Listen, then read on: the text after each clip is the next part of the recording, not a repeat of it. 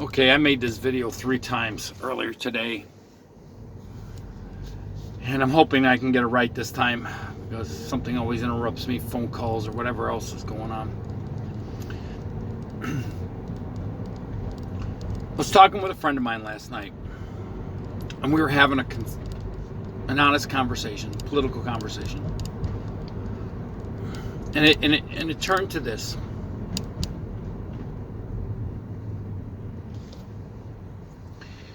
You have some people who have served in Congress and the Senate for decades. Some of them have been in office, I think, longer than I've been alive. They are old. And I mean ancient. And I'm going to name 3 names here that are going to be really familiar with you. Nancy Pelosi has been in Congress, I think, before the 80s. I didn't do the research on that, but she's 83. She's still there. If you watch some of her press conferences, that's all the last one. She's talking about a bird bath.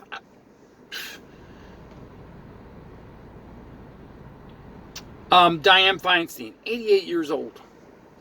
They say, it's rumored that she has dementia, but she's still there as a senator for California. And do I have to go on with Joe Biden? I mean, every day, shaking the hands with the air and doing all kinds of...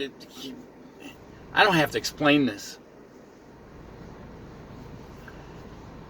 Why are you staying at your job till you're at the end of the human lifespan? Now, I like to think most of the people looking at this are kind of like me. I mean, I think most people want to retire in some way, shape, or form or another and kind of enjoy a life a little bit while you still physically can.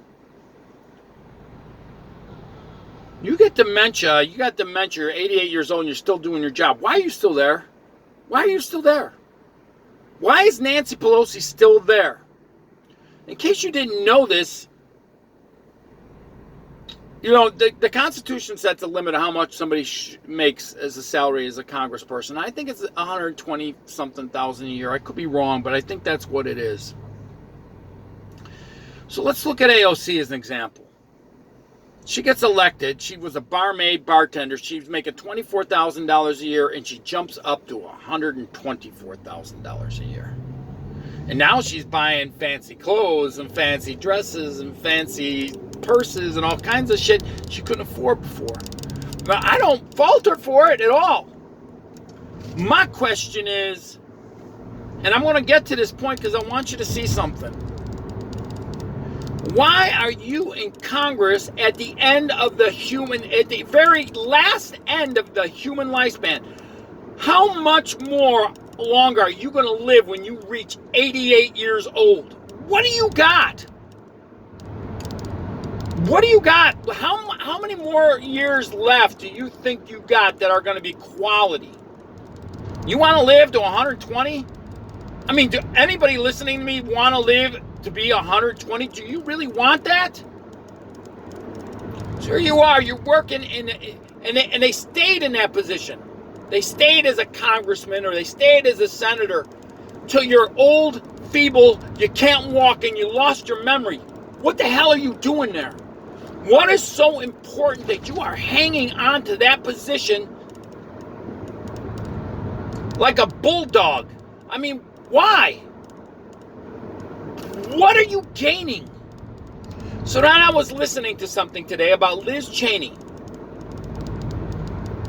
Liz Cheney, a congresswoman who is the daughter of former Vice President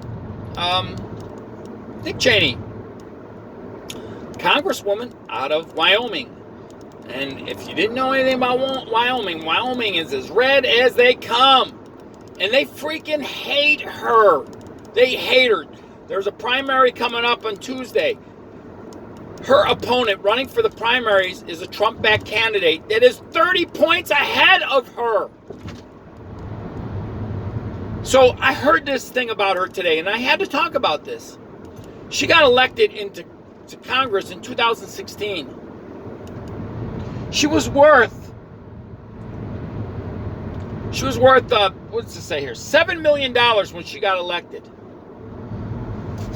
That was 2016. It's 2022. Her net worth now is $45 million.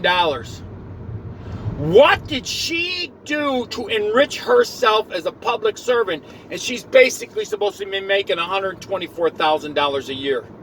How does your net worth go from $7 million to $45 million in roughly about 6 years' time on a government salary as an elected official? Doesn't that kind of concern anybody that's here listening to my voice? I mean, what have you done to earn that amount of money as a public servant in Congress? And you know, they get the best health care that the world offers. They get the best retirement fund that the world offers. You have it made. And yet you're gonna cling to freaking power like there's no tomorrow. You really have to question the motive here. Why you could stay in Congress for decades, like Feinstein, and here you at the end. I mean, she had a Chinese spy as a personal driver. In case you didn't know this, up until recently, I think that personal driver was her driver for like 20 years. Who knows what kind of data mining that guy had going on? Think about it. Old, feeble, falling apart. I mean, I took care of an 88-year-old man until he made it to 92. You don't have a lot I hope one of them gets to see this. How much time do you think you got left? What is so important that you have to hang on to that position of power the way you do? Most people want to retire, spend time with their kids, their grandkids, do some fun stuff. You got more money than God. You got more money than God. What, are you taking it with you? What are you doing with it? I mean, you can only have, how fancy of a casket do you want? Maybe we need to start looking at some of these people.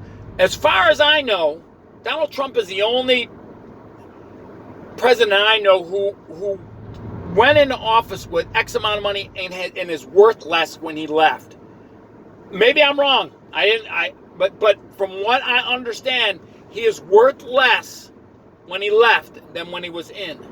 So you can't say he enriched himself.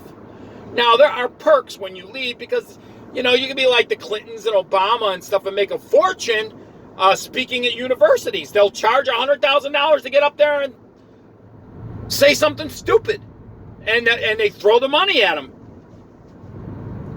And they make a lot of money doing that. And in books and all nonsense, but speaking engagements, they make a lot of money. Let me tell you something. You think Donald Trump is going to make a fortune doing speaking engagements? He's like a lightning rod. Nobody wants to get near him. Nobody wants to touch him. They're worried about rioters. They're worried about leftist activists that lose their freaking cotton-picking minds. They're never going to ask that guy, at least at this moment, to make get a speaking fee for $1 bazillion to come at a college or something. That's not going to happen. I just want people to start thinking about this. Don't check out from the political system. And this is going to be an indictment that really needs to, and this needs to be said because I've been guilty of this in the past. And I realize the mistake that I have made, a big mistake in my life, for checking out of a political system that we should never, I should say checking out of life in the arenas of life that were important. Because what's happened is your belief system affects how you behave. And Christians, over the years, as long as I've been alive, have been in this idea in fantasy land that the world is wicked and we're just going to check out and we're waiting for Jesus to return and he's going to remove it all and we're just going to sit around and wait till he comes back and we're not going to do anything. Well, he said to occupy till he returned. He said you're the light and the salt of the world, which means it's a preservative. You preserve the world from becoming a festering shithole when you are salt and light. Salt is a preservative in the ancient world. The people knew exactly what it was. Meat would rot and spoil if it wasn't salted and preserved. And light, it takes a candle will light up in the darkest of rooms. It dispels darkness. So when Jesus uses these terms, he ain't playing games. So the church is checked out of every single influential thing in the world. It's checked out of the entertainment industry. It checked out of the environmental movement. And it checked out of politics. And because the church did this stuff, it allowed the world to come in. And I've probably addressed this a little bit in another video. I don't remember if I did or not. But because the church checked out, the world came in. So now what do you have? You have radical freaking leftists and everything. They filled that vacuum. They filled that void. They filled in because all the people that had the godly values checked the hell out. Because they believed the bullshit that the church was pushing. Yeah, I have touched on this before. It's time to get engaged in the culture again. We are in the midst of a culture war. It's not too late. We can still get this. But you gotta stand up for nonsense and be willing to take a hit for it. Well, I really hope I influence somebody here. You gotta stand up for the foolishness that we see. Drag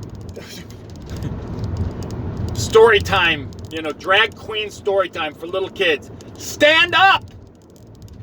Get out there. Your parents, that you get your kids that they drag this, get the school boards, get up in that school board meetings and call them out on their woke bullshit. Because you guys as parents, you guys have a lot of power.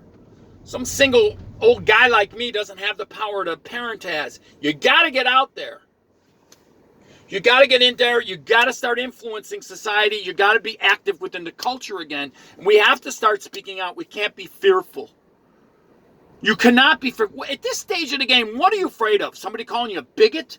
I get called a bigot all the time. I absolutely adore being called that. I embrace it. Like I'm supposed to be offended for having very strong, unmoving beliefs. Okay, and that's where I've been like that for a long time. I've been like that my whole damn life. Stand up. Now, I know it's a little off topic, but it has to do with this. Pay attention to what these Congress people and the people are doing. People in the Senate. Can you imagine that? 6 years, you went from $7 million. I'd retire with $1 million. But you got $7 million and you want to go into politics? What is the lure? Why are you there? What are you doing? Why are you hanging on till you're at the end of the human lifespan? And so let's go with this. I think, I could be wrong, the average lifespan for an adult male in the United States, I think, is 78.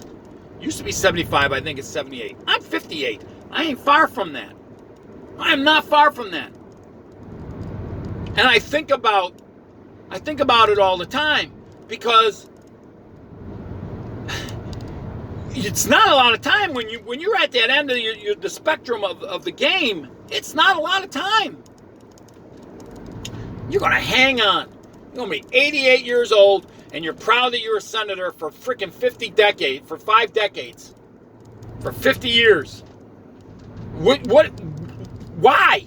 There's something wrong with you. There's something is wrong with you. And then. You're going to keep voting for these people? Who keeps voting for somebody for 50 bloody years? 50 freaking years. Do you ever think about this? It's amazing. It's amazing. What is so important to hang on? You got to hang on in that position. Just like, it's something to ponder, isn't it? I mean, if you really think about it, you have to ask yourself that question. I'm going to enjoy seeing Liz Cheney get kicked to the curb. She had her father, who looked like Skeletor out there with a cowboy hat trying to appeal to the rest of the people in Wyoming. That, we're going to do this and we're going to do that because we're Dick Cheney. Good God. I mean, instrumental in what happened to invading Iraq. What piece of shit. I mean, seriously, he's a piece of garbage. And I probably wouldn't have said that many, many years ago. But now that I look back and I look at the data and I look and see what's happened, one of the biggest lies that ever got thrown at the American people. George W. and freaking Dick Cheney. The whole damn Bush family. Oh, God. Okay, that's enough. I had 2 rants today. That's enough. Please, check and see how much all these people are worth in the end. You really need to take a look at it because, man, I think that's important. How the hell are they enriching themselves? That's a big deal. Till next time.